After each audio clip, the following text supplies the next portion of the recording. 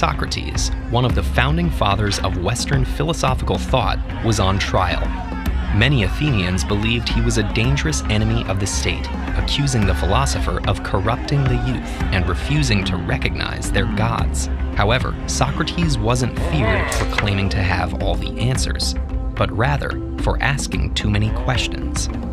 While he loathed formal lectures, the philosopher frequently engaged friends and strangers in lengthy conversations about morality and society.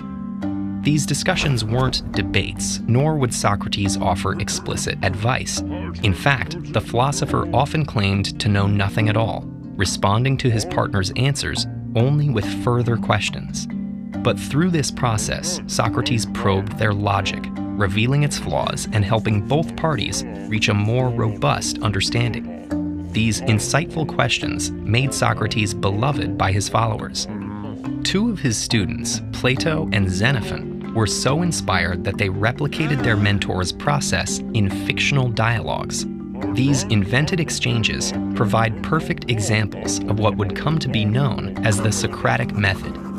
In one of these fabricated dialogues, Socrates is conversing with a young man named Euthydemus, who is confident that he understands the nature of justice and injustice.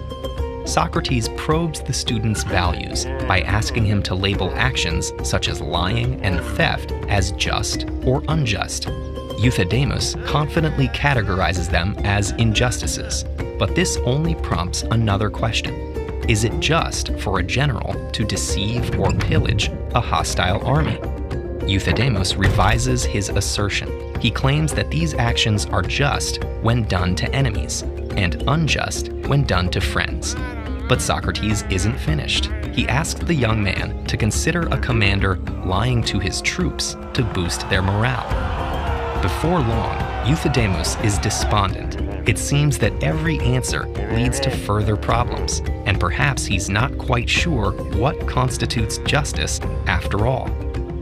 In employing this question-oriented approach, Socrates described himself as a midwife, whose inquiries assist others in giving birth to their ideas. His method of questioning draws out an individual's unexamined assumptions and then challenges those biases. It doesn't always provide definitive answers, but the method helps clarify the questions and eliminate contradictory or circular logic. And by following a line of inquiry where it logically leads, both the question asker and answerer can end up in unexpected places. This technique isn't limited by the conversation's content, making it incredibly useful in numerous fields. During the Renaissance, the method was used to teach clinical medicine. Students proposed their rationale for different diagnoses, while a doctor questioned their assumptions and moderated discussion. In this model, the method could even produce conclusive results. This same approach was later used in other sciences, such as astronomy, botany, and mathematics. Following the Protestant Reformation, it was adapted to tackle abstract questions of faith.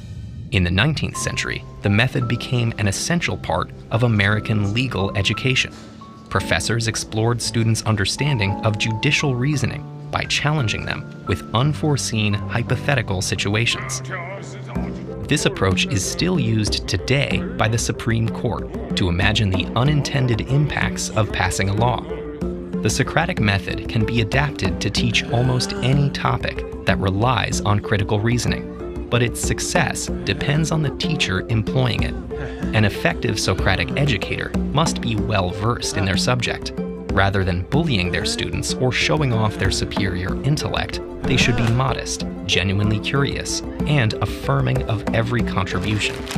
In this regard, Socrates himself may not have been the most subtle Socratic teacher. Historians believe he was deeply critical of Athens' particular brand of democracy and known to pass those concerns on to his followers.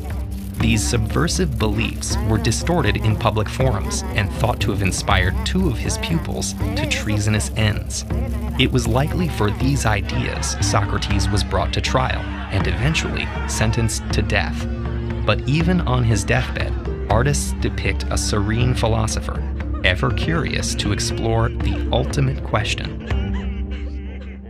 What was life like in Socrates' Athens? Travel back in time to 427 BCE and experience how an ancient democracy made its decisions.